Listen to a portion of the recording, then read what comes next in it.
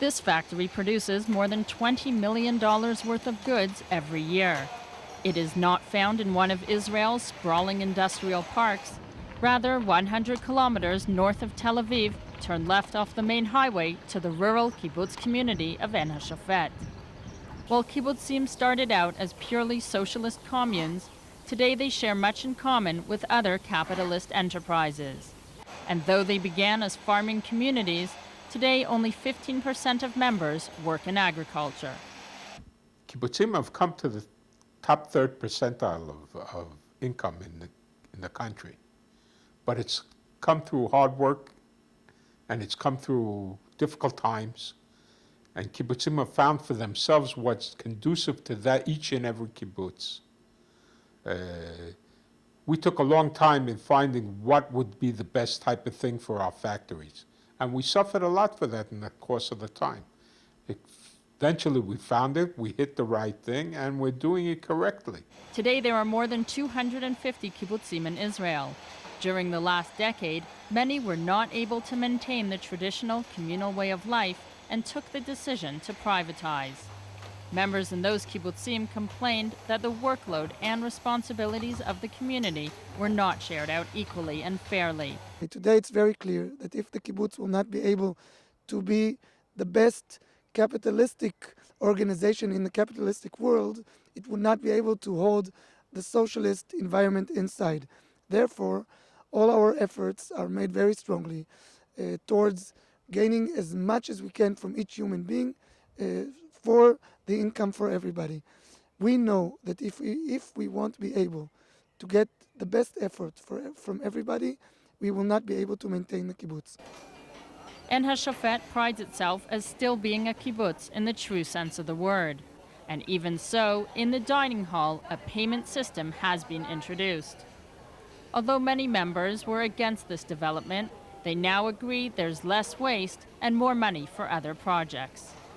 I always believed in the kibbutz, and I still believe in the kibbutz. And I hope it still will be a kibbutz. It's a different kibbutz, and it's changing.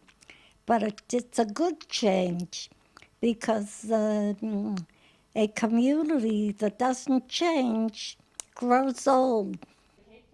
92-year-old Bella Wilfand is a founding member of Ein Hashofet, which was settled in 1937 by pioneers from Poland and North America.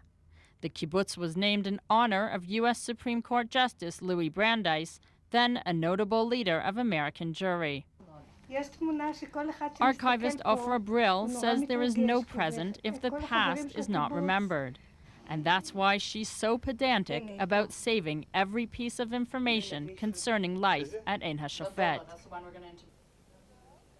While the bicycle remains the main mode of transport in the kibbutz, today with a fleet of over 120 vehicles, there's no problem to hop into town for a pizza whenever the heart desires.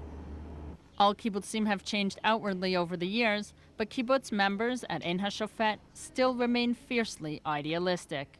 They pride themselves with their state-of-the-art old-age home where some of the founding members reside. We are still strong believers in mutual responsibility, and we've seen that today.